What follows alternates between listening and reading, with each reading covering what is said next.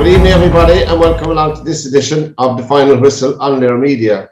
Our usual email, info@lairmedia.tv, and press the red button on the corner of the screen to subscribe, and it's free of charge. About the only thing that's free in the world today, but it's one of them, free of charge. Subscribe to our channel. And thanks to everybody who's commented on the time and who's took the time to look at it as well. Look at our sports show. It's very, very good figures. And thanks to you lads. Good evening, Anna Moore again, and welcome. Thank you, Pat. It's great to be here. And good evening, Derwynne Honan, and great to see you again. Hey, Pat, how are you? Hey, Anna, how are you? I'm fine. Now, as usual, we have a few things on the cloud, but you can bring up what you like. But the Premiership, we're going to start with the Premiership. Takes us back to the soccer again after the break for the internationals, and of course there was an added incentive for Derwynne's team. Derwynne is a Man United fan, and we might as well start there. There was a player that they signed. I forget his name now, but he's from Portugal, I think. The player they signed for Man United, and he made his debut. Derwynne, were you impressed? Yeah, he doesn't look like a 36-year-old, does he? No. He runs around like a kid, and we talked about it last week. I think I think that's been a real shrewd signing, because I think he brings a level of like competitiveness or, single-mindedness that will actually rub off on some of those others. Yeah, and of course the proof of the pudding is in the eating, and they had a substantial win. I know they were playing at home, and you wouldn't rate Newcastle as a great team, but you still have to go out and play them and beat them. You do, and the good news is I've got a ticket for West Ham on Sunday. It'll be a draw, will it? No. And of course, Liverpool had a good win as well, we must admit. They had a pretty, looks like a bad injury, I hope it wasn't. They had 3-0, wasn't it? 3-0 Liverpool. Yeah, it was. Did you see any of the match, did you? I did. I saw some, but I was at a confirmation. But as I said, young Harvey, he was hurt. He dislocated his ankle, which will have to be operated on. Now, I did feel sorry for the boy that done it, because it was a sliding tackle. He shouldn't have done it, but it wasn't intentional, and I felt very sorry for that boy as well. He had to get the red card. It wasn't intentional. But I'm waiting for Liverpool and Man United, because I want to see what Van Dijk can do with Ronaldo.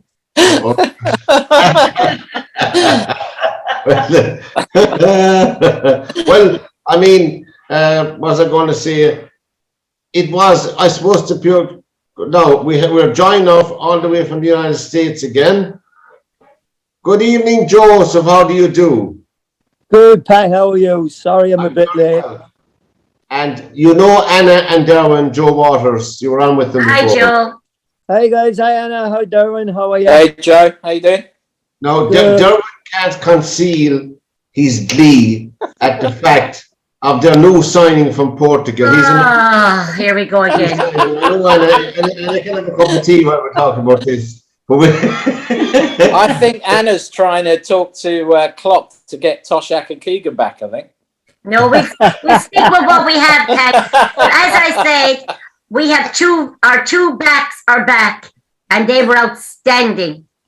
So I want to see when we play United how Van Dijk and Matt, what's his name? The other guy, it begins with a name I can't pronounce the name. So you're thinking about defence. We only think about attack. I know, but he's attacking, but we have to keep him out, so we have to our defence. That's what I want to see, what Van Dijk, who's the best defender in the world, can do with him. And now, Joe, we'll give you a word in now, Joe. Did you get to see any of the Premiership? Because we're just discussing Ronaldo and the impact he's had already. I know it's only the first game, and I know it's against Newcastle, who are tough enough at times, but did you get to see any of it? Yes, I did. Yeah, I did watch it. And I think the the 2 goals were great for him to get, and they weren't his best goals by any means. But I think that what's happened here is that by signing him, and I mean, you look at, and I say this kind of, for only 20 million, you know, I mean, 20 million is a lot of money, but in this day and age, it's practically nothing. Yeah. It's like I akin it to when United signed Cantona from Leeds for $1 million. Yeah. You know, the same kind of. I think he's going to have the same kind of effect. I don't know that he has to be the greatest on the field, although I think he's going to do a very, very good job out there. But it's what he does to everybody else around him, the lift that he gives to everybody else. Yes. I was just reading in the paper this morning where the United boys, you know, the night before the match, or they're having their pre-match Friday night meal, and they were all used to having a dessert after their dinner. Well, they all said, well, none of us could eat dessert because we saw what Cristiano was eating, and he was eating quinoa, avocado, and a boiled egg. And we said we couldn't be eating puddings after we saw what he was eating. So it's just a whole difference in the way that he prepares. Small little things, Joe. Small little things. Yeah. Well, that's why, Joe, that's definitely a contributing factor to it. He's superbly fit. I mean, he is superb. And there's no doubt about it that Solskjaer and the gang at United would not have started him in a match if they thought, and he himself as well, he knows himself. But I think he'll start every game. I think he will while they have him. I think he will. He may not finish every game, but I think he'll start every game, so except he gets injured. I think. What do you think, Derwynne? Do you think he'll be the first down in the team sheet for every game? Yeah, I think he will. I'll be interested to see if he plays tomorrow night against young boys. Yeah. Might give the youngsters a chance tomorrow night there, will he? Will he, Derwynne? Yeah, I get that. I don't know if he'll risk him on that. Well, they're not as strong with West Ham on Sunday. Yeah, they're not as strong, Pat, but what happens sometimes when you're playing teams like that, they can take you out and they could do damage. And that's what you'll be frightened of. That's true. And I mean, the point here, though, is that, you know, they've also got a great player that plays in the same position as him in Cavani, who is another guy that raises the standard of people around him. And he's going to have to play in some games. And I think that Cavani may well start in the game against Young Boys and get a run out in that one. And save, you know, Cristiano for the West Ham game, you know, which is going to be a tough game as well. Yeah. Of course, we in Ireland now call him Christie. You know that? He's not Christie. But that's not what I call him, but I won't say Ronaldo. Christie did very well anyway. But Liverpool, of course, won, as we said, over the weekend as well. Man City had their 1-0 win over Leicester, which was a tough match. Arsenal got a win. No, there was I was delighted. With getting rid of Arteta, which was never, ever going to happen.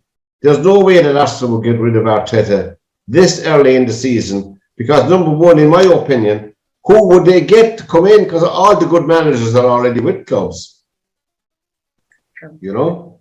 And that's very true. That's very true. You know, and I mean, we talked about this before. You know, what they've done at Arsenal is a huge, you know, it's a huge rebuild with young kids. And, you know, I mean, Gabriel just came back into the team on Saturday or this weekend.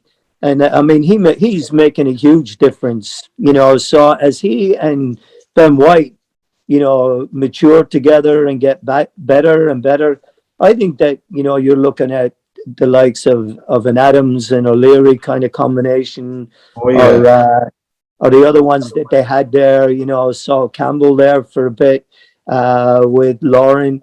You know, those guys are going to mature and they're going to be good. They just need to have time, you know, and people are going to have to be patient with them. I mean, I think that there's going to be a lot of 1-0 wins like the Norwich one, and any of them are going to be welcome to them. You know, they're not going to be blowing teams away, I don't think, anytime soon. But I think when all the dust is settled and all the furore is over, I think Arsenal are capable of finishing up in the certainly the top half of the table, if not a little bit higher. I don't know. You don't know what's going to happen during the year, because it's a long season anyway. With not alone Premiership, you have cup matches, you have European matches, you have international matches. So look, these things balance themselves out, as we have seen. So a team that might be odds on to win the Premiership can get 3 serious injuries, and bang, they can no longer. Sure, didn't Liverpool see it last year? Did That happened to Liverpool with Van Dijk, and I mean that had an awful effect on Liverpool's games. Well, it did certainly. Now, the final whistle is the program here on LearMedia.tv, and I was saying, Joe, before we started, thanks to all the lads who took the time to see the program. And info@learmedia.tv is our email. We'll just touch briefly on tennis. Mr. Djokovic failed to make 21, so he's still 20 not out. And I think the crowd fell in love with him at last, which is what he's craving for anyway. Mr. Medvedev made his first Grand Slam win at 25 years of age. And the lady from England, Raducanu. Derwynne, did you get to see any of the, or Anna, did you get to see any of the tennis? I didn't, but I reading up on it, and what I was very impressed with, and I thought it was lovely, the tennis player in the wheelchair, Derwynne, you'd know his name. He won a Grand Slam in America as well. He's a wheelchair tennis player. He won the Olympics, but he's English. But he also got the Grand Slam. I thought that was brilliant. Pardon? Yeah, I can't think of his name. I can picture him, but I can't think of his name right now. I should get it for you, Derwynne. I'll get it for you.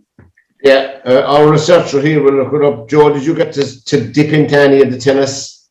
I didn't get to see any of the tennis, no, but I did read about it this morning. I mean, what Djokovic was going for, I mean, was unbelievable. Nobody had ever done that before, won 4 Grand Slams. And, that's right, in a calendar year. And, I mean, I think, you just talked about it there, that the fans finally falling in love with him. I mean, he's a great talent. And, I mean, they should be in love with him. They should be. He's an absolutely tremendous player. And Rod Laver. Sorry, his name is Dylan Alcott. That's it. Yeah, got it. Dylan Alcott. Oh, yeah. Well, I know that you said the name. And of course, Rod Laver was there watching the men's tennis just before we finish up with it. He did the Grand Slam. He was the last man to do it in the Grand Slam in the calendar year. Loads of them won before them, but he did it in the calendar year, which was Djokovic was going for, as well as going for number 21. But who knows? When you look at it, that little girl from England, she only sat her A levels. She sat in June, and she's only 18. And the last time that an English person won it was Virginia Wade in 1977, which that's a long time, And for a little one of 18, it's brilliant. It's brilliant to see people coming up in their sports, lads, isn't it? Of course, 1977 was significant in England for all your British subjects. We're speaking to all your British subjects. Because in 1977, Lizzie was 25 years on the throne, as you know. So there you go. And Virginia Wade won Wimbledon. Didn't she? She won the Grand Slam that year. Yeah, anyway, with Raducanu, we wish her the very best, and she recovered well from her episode of I suppose choking a bit in Wimbledon in the 4th round, but whatever happened to her nerves, but at least she came back very, very strong at 18 years of age, which is a real tremendous thing. We can't forget the other 19-year-old Fernandez from Canada, who was a little tremendous. They're two slight players. I don't mean that not big muscular women, but it's their ability to move. I don't know how they do it myself, but anyway. I don't know, Pat. They seem to have come out of nowhere this year. They're not two names that you would have known. No, but that can happen. It's great to see it. There's something like 15 to 20 women now in the women's game, that can win any week running, which is great for the game. Not great for the game. But now we're on to golf, lads. this year, and we were struggling with the golfers, the twins, who had won a couple of tournaments the last few weeks from Norway. And I saw one of them was in the PGA at Winport, and he was in the top 9 or 10 for a while. I thought he might do it. I thought Harrington might go for one of them, Rasmus, but he didn't. You know, Derwynne, I was speculating the other one. I thought that Harrington might go for one of the Danish golfers there. They've been in twins. They've been in great form, but he didn't anyway. I thought he might go for a complete outsider, you know. I actually think the team's pretty good. Huh? I think the team's good. I do too, but if I was picking the team, of course, I know people are there from the pints, from the world pints of the European pints. To me, I'd rather pick the 12 golfers myself if I was captain, you know. Because I wouldn't have Casey or Fitzpatrick or Westwood in it. What do you think?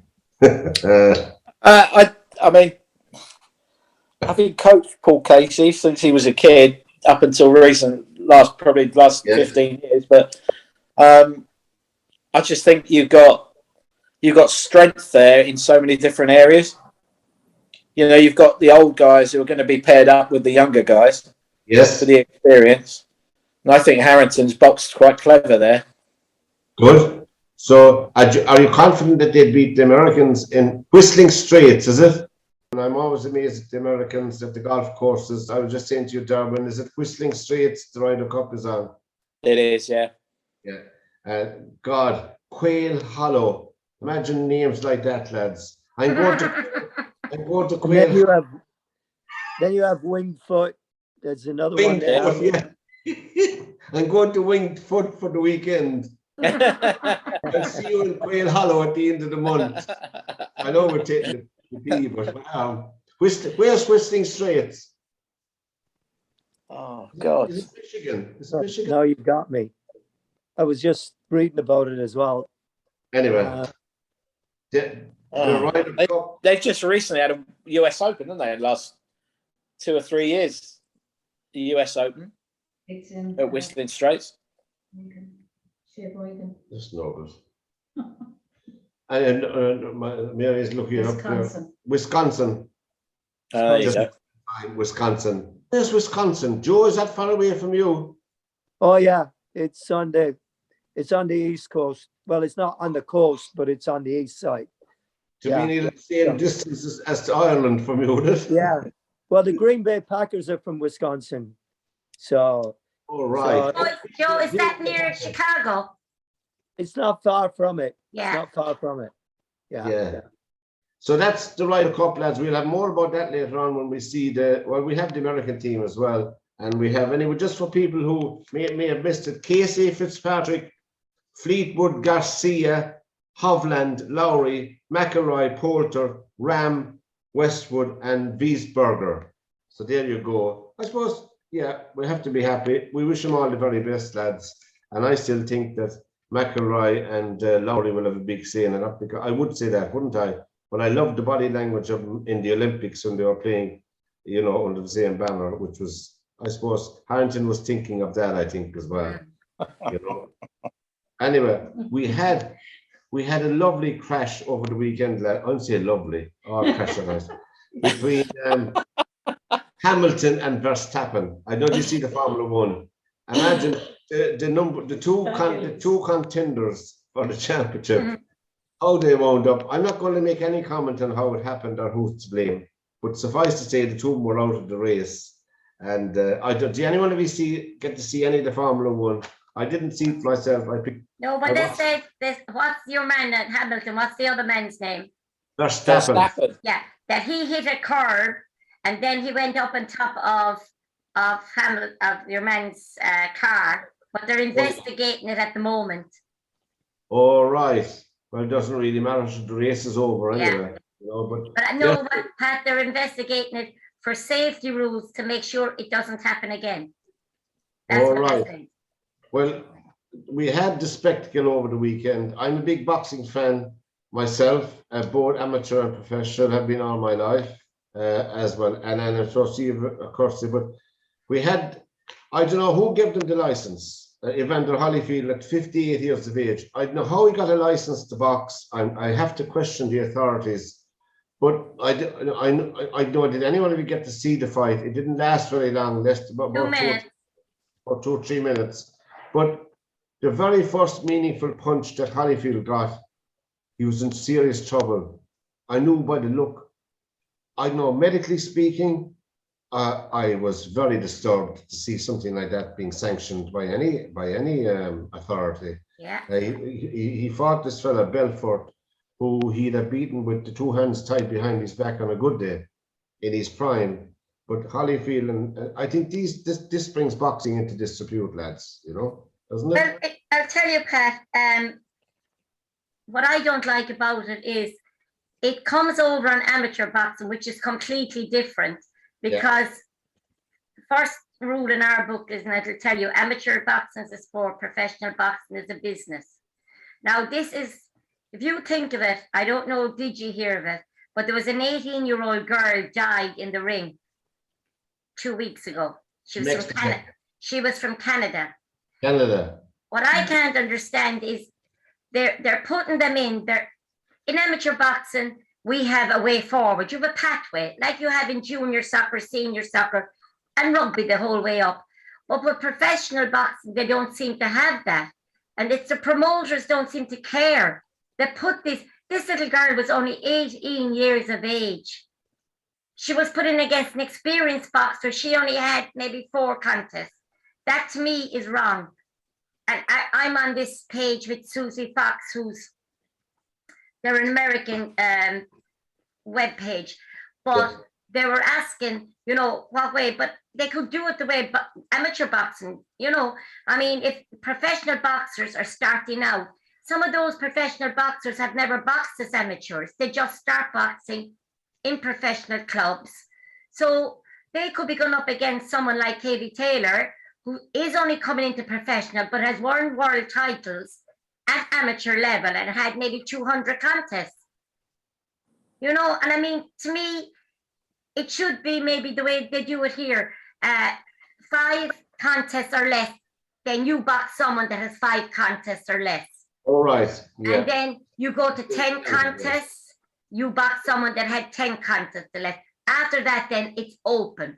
But there doesn't seem to be any rules in it. And what worries me about it is I don't like professional boxing, but what worries me about it is it comes sideways on us, on the amateurs. Do you know what I mean?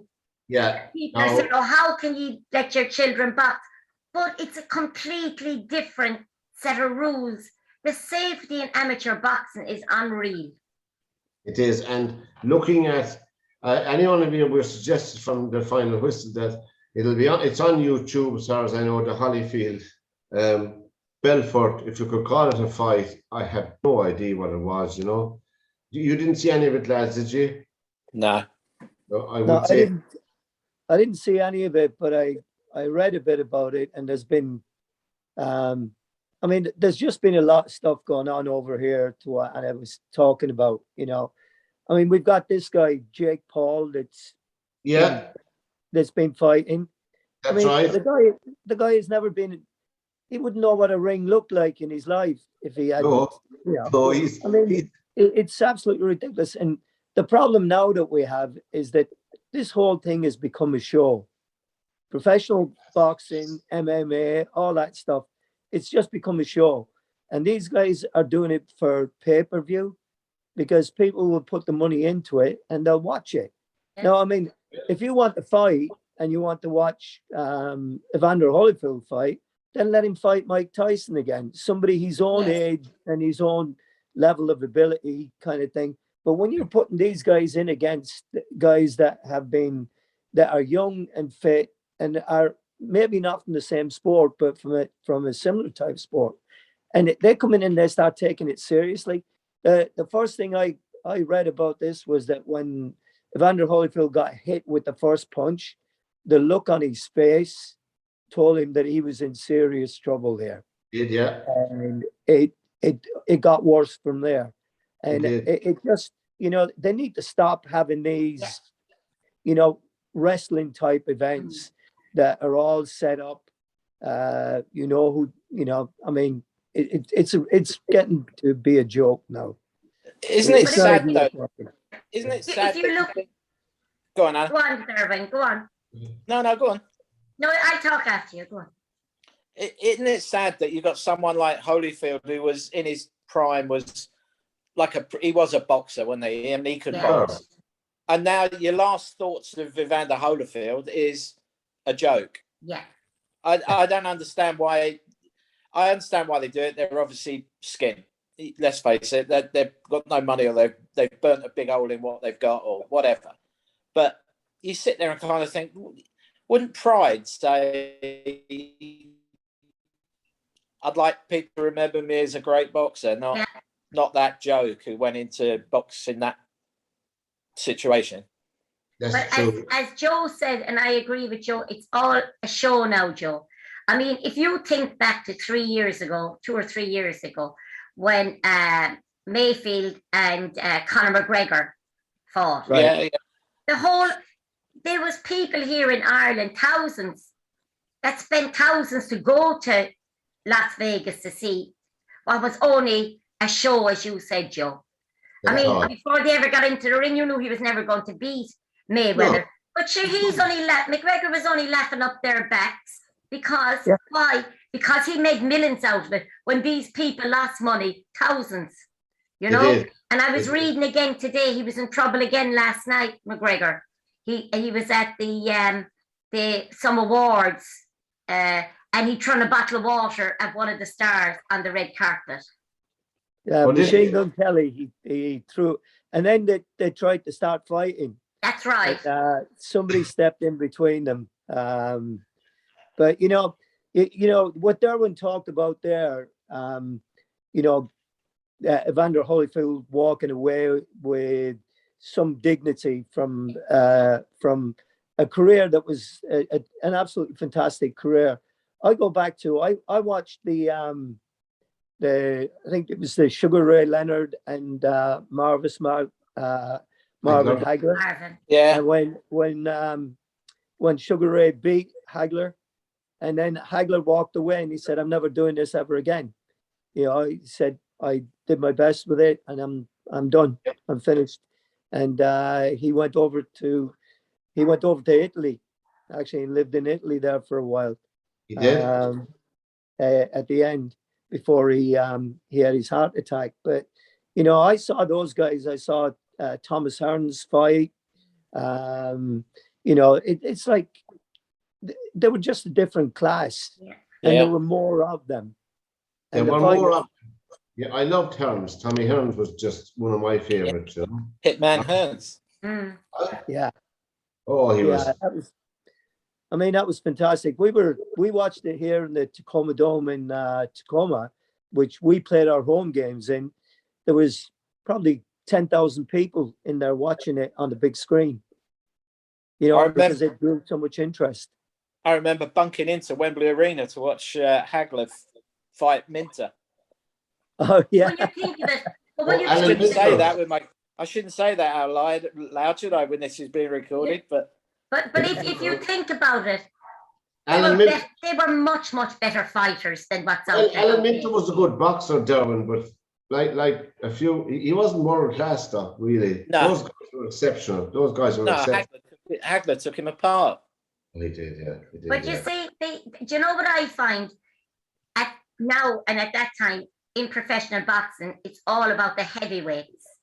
Whereas I loved, now giving away my age, I loved John Conte. I thought John Conte was a fabulous boxer. Oh, light heavyweight. I really thought I could watch him forever boxing. Well, he was Anna, there's nothing wrong with. We're all in the same age bracket here. I'm talking about Alan Minter. He was a handsome looking man with a lovely He was. moustache. Yeah, he was. John Conte. Was he from Liverpool? Yeah, No, but was it? yeah. I think he was a Scouser. Yeah. Yeah, Scouser, yeah. He was from Liverpool. He was a Scouser, one of your crowd. One of my crowd. One of your crowd, yeah. That's why you He liked could have him. been an Evertonian, There's two teams there. Before, Well, there's only one team in Liverpool. I meant to say, Joe, for you before, I always like to keep you updated, Joe, about Grimsby Town. They're in the National League. They beat a fancy team over the weekend. You probably know 3-1. Torquay. Right. I know it's only 5 games, but they're unbeaten. Good. Grimsby Yeah, Town. no, they're doing great. I'm really pleased because I've played at Torquay a couple of times, and we never won down there.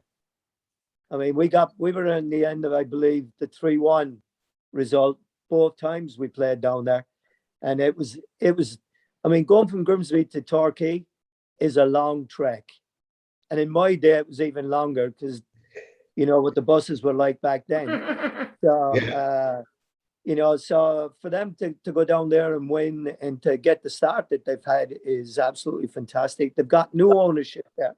There's a whole new vibe about the club. I mean, I was talking to a friend of mine last night who used to do the video for our games back in the day, and they're playing Wrexham tomorrow night, and he says there'll be 6,000 people at the game.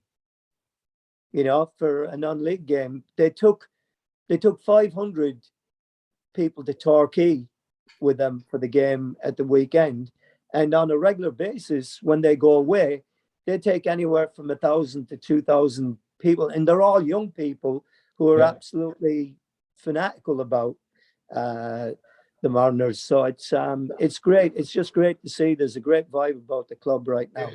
I hope it continues.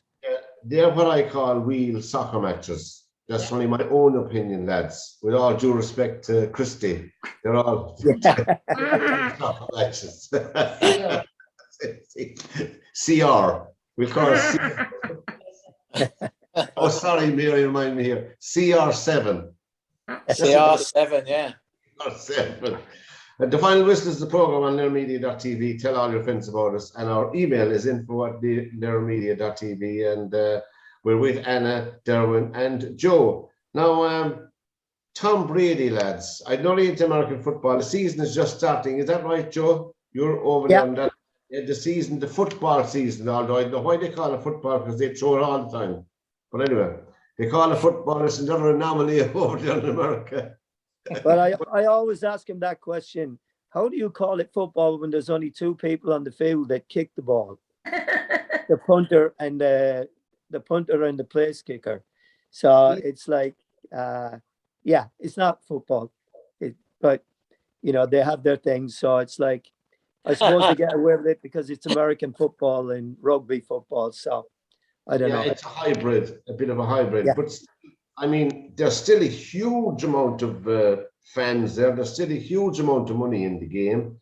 And the evergreen, the never-ending story of Tom Brady. Tom Brady, as for people who may not know who he is, well, he's with Tampa Bay Buccaneers this season, and they won 31-29 against the Dallas Cowboys. And you might say that's extraordinary, but it isn't extraordinary. I think he's 44, is it, or 45 years of age? 44, yeah. 44 years of age. For a quarterback to be playing at 44 years of age, as you know, they're the biggest target apart from the ball on the field is the quarterback in American football. And at 44 and still 3 touchdowns he was responsible for. That's Tom Brady. I mean, it's astonishing. I don't only see the matches. They'll be on late. There's a highlights program on BBC. Yeah. One, isn't there? Yeah. And I love it. I love the highlights. I love the jargon, rushes, and I know what list to be talking about, but I just love the whole thing. Yeah. But Joe. Joe, these matches take a long time, Joe, do they? They're not like a yeah. Yes. Oh, yeah. I mean, between each play, there's a 30-second break. So they might run a play for 5 seconds if they run it for that long. Then there's a 30-second break till they get back and reset and what have you. So it can take anywhere up to 3 hours to play a game. Oh, God. I mean, it's not... bellied in. Wouldn't you have a lot of beer in your belly in? Yeah. You'll be roaring very at the end of it. Yeah, so I mean, and the reason, of course, it takes 3 hours to play, and it's made for television because they get all the commercial breaks in there, and they make a fortune out of it. Oh, you know, but you're talking about Tom Brady. Tom Brady is the oldest player in a skilled position other than somebody that was a kicker or a punter to play in an outfield position in the NFL. And Tom Brady, I don't know if you guys know about him or his history. He was at New England with the Patriots for years and years and years, and won unbelievable amount of titles there. But Tom Brady was never the highest paid quarterback in the NFL. He never wanted it because he wanted the team to be successful, and he knew that he would get the money elsewhere or he'd make it over time. But he always took less money so they could bring in receivers and defenders that would help them to be successful. Yeah. Do you Joe, remember? sorry, listening to there. What is a putter, Joe?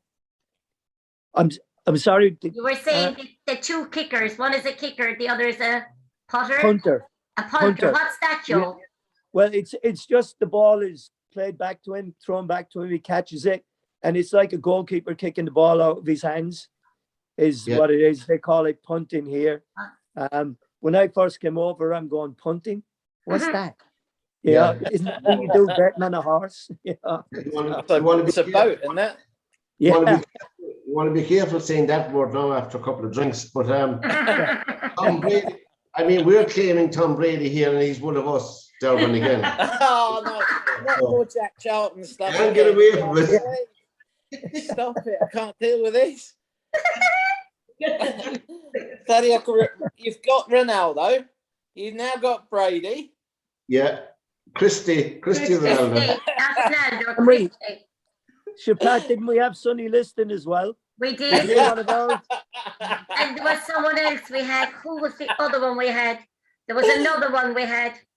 Another boxer. His wife was from Mayo. We claimed him as well. Oh, no, hang on. You'll have Usain Bolt next. But he was married to the anyway. Anyway, we're talking about boxing. Tyson Fury and Deontay Wilder's on in 3 weeks' time. For number Movita and the gorgeous Gael Jack, what's his name? Jack Doyle. He's before all our times, I'm afraid. I saw him singing. He was reduced to singing in pubs to make a few bob, but he was always, he still looked magnificent. Jack Doyle, I'm talking about now, Joe. Remember Jack Doyle? You had the Jack Doyle, the gorgeous Gael up in Shepherd's Bush, the beautiful carnation. And he still was a big strong man. I know he's in bad health, but you know, he had a great presence about him. He was in the Irish Guards in London, as you know, Derwynne, and that's Jack Doyle. But that was more like fist fighting than boxing, wasn't it? Like it was in the 40s and 50s, but you'd be having Max Schmeling next. Yeah. Well, no, we had Gentleman Jim Corbett. We had lots of famous. We had lots of fellas. We had famous fighters. You not know where the Irish. John L. Sullivan. Do you remember John L. Sullivan? Yes, indeed. And James. And you've Corbett, forgotten about McGuigan. Go on, Derwynne. You've all forgotten about McGuigan. No, he's south of the border, not north of the border. He's ours. All right. Barry McGuigan.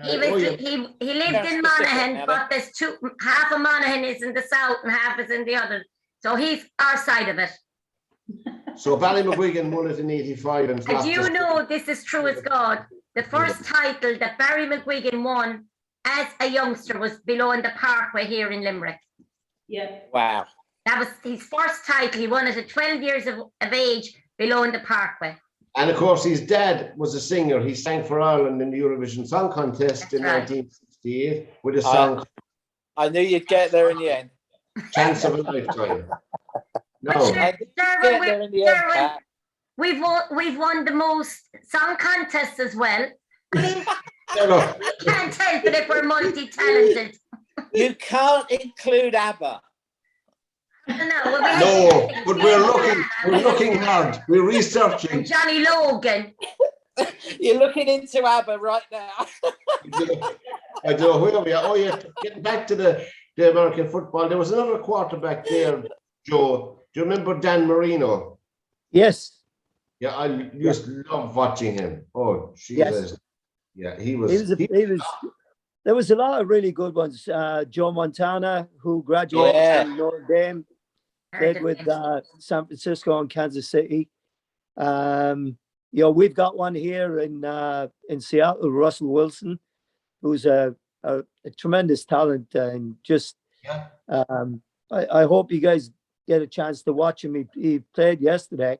He didn't play in any of the preseason games, and he never missed a pass yesterday. He never took one snap in the whole preseason, came out and just played. They won in Indianapolis yesterday. So he's a terrific one. And then there's Patrick Mahomes in Kansas City, who is terrific. Would he be Irish now, Joe? Yeah, he is. The name sounds Irish. So we could claim them all, We're canvassing here on the Final Whistle to enter a team in the NFL maybe next year or the year after. Brady would be our number one pick. Of course, we have to buy him in the off season. We probably couldn't buy him, could we? I don't know. No. But anyway. Isn't we'll say college football? That's where they have to be seen to get onto these big teams, and it actually reminds me of boxing, amateur boxing, and we say going into professional boxing. No, seriously, because if you look at them, there's a lot of these youngsters that come from very, very bad backgrounds and poor backgrounds. And by being able to play the American football, they can bring themselves out and they can make names for themselves, can't they, Joe? Oh, yeah. I mean, it's the same in basketball, the traditional American sports, I mean, it is their way. They get their college paid for usually, or certainly some of it. And then their whole deal is to get into the NFL draft. And they're what are there? Is it 28 teams? And there's 9 rounds for each draft. So I mean, there's a phenomenal amount of talent that comes, and the only pathway really is through the college system to get there. Yeah. Right, and the Final Whistle is the program. I'm just lost my train of thought, but we're talking about NFL, Joe. Is it the case that is there any political overtones from last season? Is this carry on still going on in the NFL with bending the knee? I haven't seen it. I have not seen it. So I watched the Seahawks yesterday, but I didn't see the beginning of the game, so I don't know if they're still doing it. But it's certainly, one of those things that is, I mean, people are on different sides of it, and it's very, very difficult, it's just difficult. I don't know the answer to it. I suppose there's one answer: stop doing it. Yes, there is, but everyone wants to make a political statement, it appears, in one way, shape, or form. And for me, just from a personal standpoint, I don't believe politics belong in sport. I think that's something else. But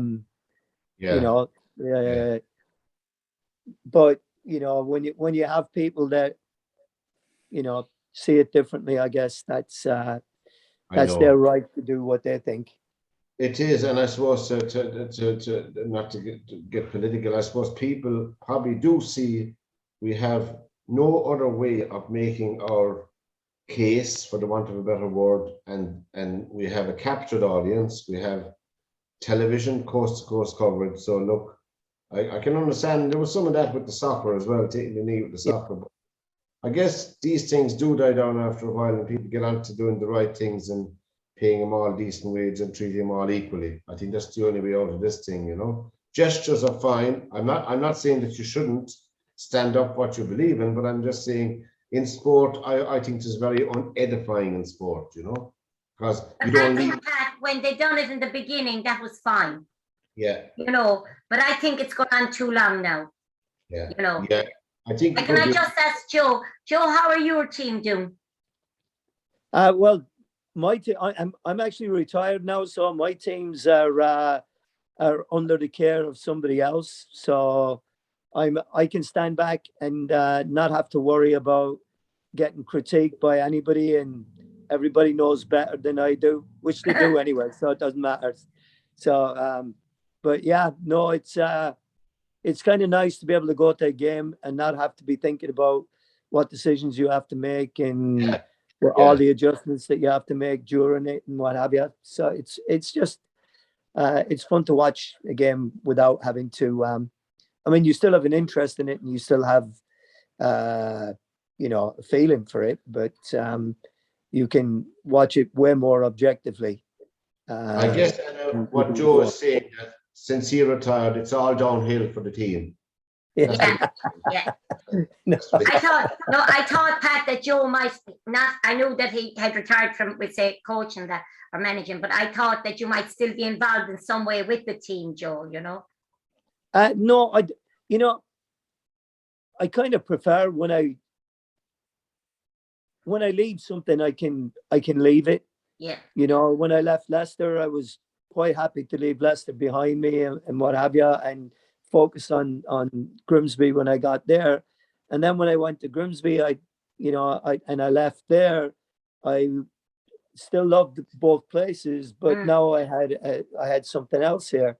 And then I went to Tacoma and I did that. And when that kind of went away, still loved the place, but I found something else to do. And the same with this. I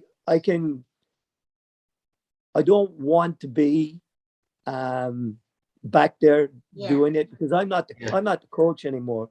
I don't want to be a distraction, because most of these players, I gave them their start anyway. And I just don't want them coming to me or, feeling like that, that they're going behind the present coach's back. That's not what I want to do. I had my time. It's somebody else's now, and I'm just happy to be in the background. And the coaches still want me to be around, and they want me to come to the coaches' meetings, i.e., in the pub afterwards. So we can, do our thing with, BS back and forth about that. So that part of it, I enjoy doing without having to, be the one in charge. Now I can give advice from, outside and not worry about it. Yeah. And Derwynne, before we finish up, Derwynne, the Ryder Cup will be played, I presume, the same format as the Solheim Cup. And what I'm trying to say is 4 balls, foursomes, and singles, is it? Yeah. The Americans get to choose whether they play 4 balls in the morning or foursomes in the morning. So they'll choose that. And I think you'll find Stricker's quite clued up on that, because they really struggle at the 4 ball. Tell us the difference now. We might know here, but for people looking in, so a 4 ball would be 4 balls in all the matches. Yeah, so a 4 ball would be me and Anna versus you two. Yeah. But in a foursomes, we'd use 1 ball, and Anna might tee off the first, so she'll get the first, the third, the fifth. So she takes the odds, I take the even. There's only 2 balls in play. Yeah, and in a 4 ball, it would be the better score out of me and Anna down the first against you two playing your own ball as well. Yeah. Right. And do players have a preference, Derwynne, for things like that? It doesn't really matter. Yes, Woods is notorious for hating the foursomes. He hates someone else ruining he might smash the drive down the fairway and someone else put it in a bunker. He hates the fact he's not in control of his own destiny. Yeah, I can understand that, right. That's interesting to know, though. Isn't that very interesting to know? We say, so I tee off, and then the next one to hit is Derwynne. Pretty good. What? Go on, Derwynne. So you'll be forced to take someone else's poor shot. Yeah, exactly. You knock it. Anna might knock it in the lake, and I've got to take my shoes and socks off to go and get it, or something. Yeah. Before we go, can I just say something? I meant to say it last time, but Joe won't remember this. but when Joe made his debut for Leicester City, a message got across from Mary's mum and dad to us in Wembley.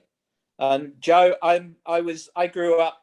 You could listen to the national anthem from our front door when England were playing at home. And I probably didn't miss an England game from when I was 4 till I was at least 18 years old at Wembley. Yeah. So I could even say that I got taken to watch England leave Wembley with the '66 World Cup in the coach. Wow. Wow. I don't remember any of it. I was only 3. But when you made your debut for Leicester, a phone call got made across to our house that you've got to watch Match of the Day tonight. Joe Waters is making his debut for Leicester City. About a week or so later, I got a letter from, well, it wasn't that, I got a parcel, I should say, from you with a Leicester City badge, a rosette, a pennant, and I think there was a programme in it. And if I told you I still have those at my mum and dad's house. Wow. Yeah. I meant to say it last week, but we didn't get a chance. So I had to say it tonight. Sorry to take airtime, Pat, but... So actually, Derwynne, both of us got something from Joe, because I got a jersey that he sent over by his brother to me. So there you go. So I got Joe. I got nothing from you. you just I'm sorry, Pat. Well, what you need to do is you need to go down to Gary Owen and Kilmurray Avenue, because when I was when I was in the Ireland squad for the years I was in it, we used to get to keep our shorts and socks. And I used to take them home in the summertime with me, or after a game when we're at Lansdowne Road or wherever it was, I give them to my mother and father. And all the kids on the street would get a turn at getting a pair of shorts or socks that I had worn for the game. So it was it was quite the thing. In fact, my mother and Mrs. Bennett and Mrs. Flynn, trying to think who else was in it, but they were in a tug of war contest in the they had something going on in Gary Owen that were like community games or something like that. Yeah. And the ladies were in the in the tug of war, and they all wore my international jerseys. So they all tug of war for Ireland. Kilmurray Avenue, the women in there, they had their little clique, and they were telling me, because Noel Griffin, who was president of our club, they lived in there. Aggie was his wife, and they would all go off for their walk. They might go off for a walk out the bank or wherever they'd go, but they'd always find a pub on the way home. Oh yeah. The husbands never knew that they were going into the pub on the way home. They were a great crowd down in Kilmurray Avenue, Kilmurray Road, weren't they? So anyway, if you want the shots from Joe, if you want a shot or a pair of socks from Joe, go down Kilmurray Avenue, kick the ball around and take the socks off him and run. That's good. Lads, it's been a blast having you all again tonight. And I really, really sincerely mean it for taking the time out to be with us here. And it's not easy for everybody, but we appreciate it very much. But from this edition of The Final Whistle on nearmedia.tv, from Anna Moore, from Derwynne Honan, and from Joe Waters, till we meet again, lads, good night and good luck and take care. Night. Night, take care, everybody. Night, lads. Night. Night. Bye.